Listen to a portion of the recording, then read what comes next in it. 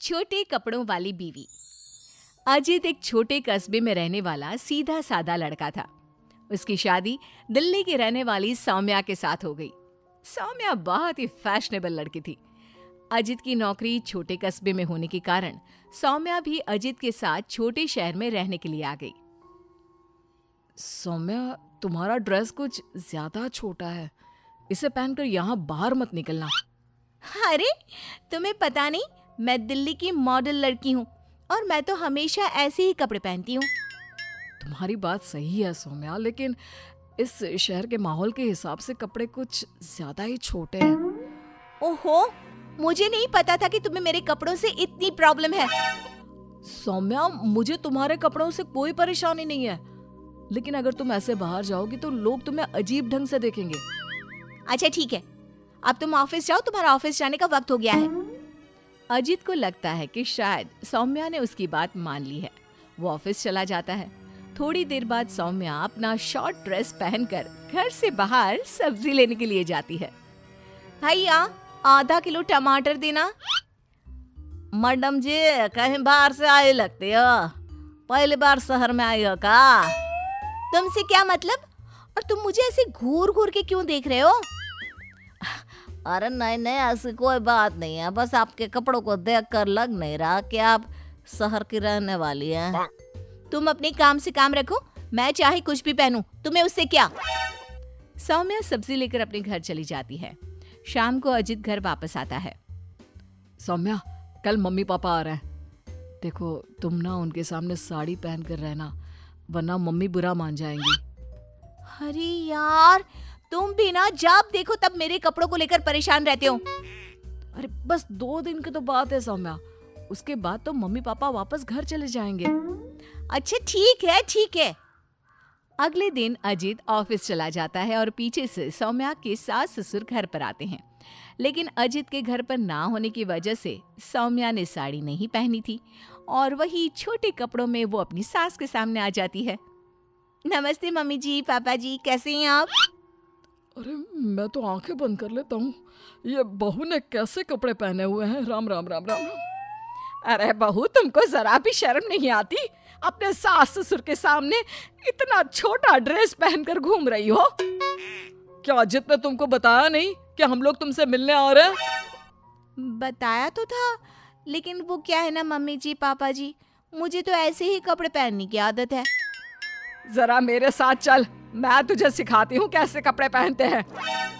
सौम्या की सास सौम्या का हाथ पकड़कर उसे कमरे में ले जाती है और उसकी शॉर्ट ड्रेस के ऊपर जबरदस्ती साड़ी पहना देती है। साड़ी पहनने के बाद सौम्या जैसे ही घर का काम करना शुरू करती है, बार बार जमीन पर गिर पड़ती है। हे भगवान, ये क्या मुसीबत है? ये 5 मीटर की साड़ी पहनकर काम करना मेरे लिए तो बहुत मुश्किल है। क्यों बहू, अब पता चला ना कैसे कपड़े पहनने चाहिए? तो मम्मी जी, आपके कहने का मतलब है कि आप लोगों के सामने मुझे साड़ी पहननी चाहिए? हाँ बहू, तुम्हारी सास के कहने का यही मतलब है। अब आगे से ध्यान रखना। शाम को जब अजीत ऑफिस से लौट कर आता है तो सौम्या को साड़ी में बेहाल देखकर उसे बहुत हंसी आती है। लेकिन अगली सुबह जब सौम्या सोकर उठती है तो उसके कपड़े देखकर अजीत और उसके माँ बाप का सर घूमने लगता है। अरे सौम्या, तुमने ये क्या पहना है? आपकी मम्मी ने साड़ी पहनने के लिए कहा था तो मैंने साड़ी पहन ली। लेकिन सौम्या, तुम्हारी साड़ी तो घुटनों तक ऊंची है, जैसे ये साड़ी ना हो कोई मिनी स्कर्ट हो। वो क्या है ना बेबी, तुम्हारी मम्मी ने मुझे सिर्फ साड़ी पहनने के लिए कहा था, उसकी लंबाई नहीं बताई थी। हे भगवान, ये कैसी बहू पल्ले पड़ी है? अरे ये क्या अजूबा बनकर घूम रही है? लगता है मुझे फिर से आंखें बंद करके ही रहना पड़ेगा। अरे पापा जी, आप एक बार आंखें बंद कर ही लीजिए, बार बार डायलॉग मारते रहते हैं। ये तुमने क्या हुलिया बना लिया है सौम्या? अजीत के मम्मी और पापा अपनी बहू की हरकतों से परेशान होकर वापस चले जाते हैं। अजीत सौम्या को समझाने की कोशिश करता है, लेकिन वो उसकी कोई बात नहीं सुनती। एक दिन सौम्या कुछ ज्यादा ही फैशनेबल कपड़े पहनकर घर से बाहर निकलती है। उस छोटे से कस्बे के लोगों ने उस तरह के कपड़े कभी देखे ही नहीं थे। अरे बहन, क्या बात है, तुम्हारे पास पहनने को कपड़े नहीं का? लगता है बहुत गरीब हो।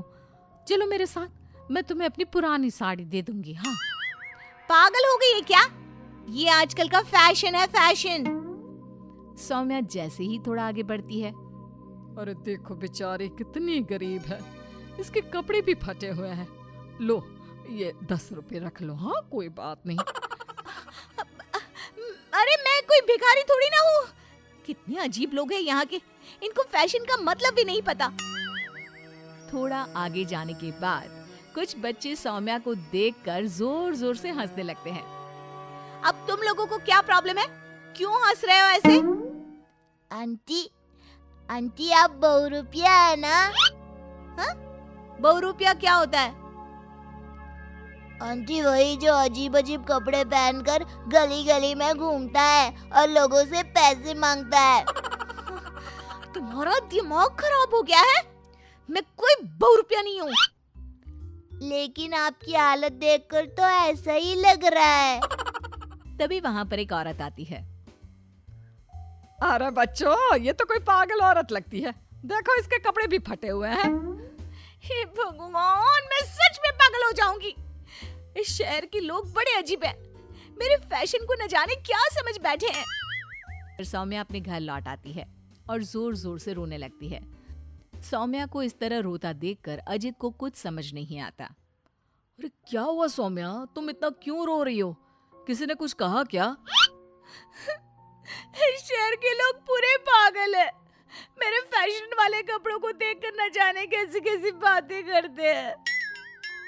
तभी अजीत और सौम्या को घर के दरवाजे पर जोर जोर से खटखटाने की आवाज आती है।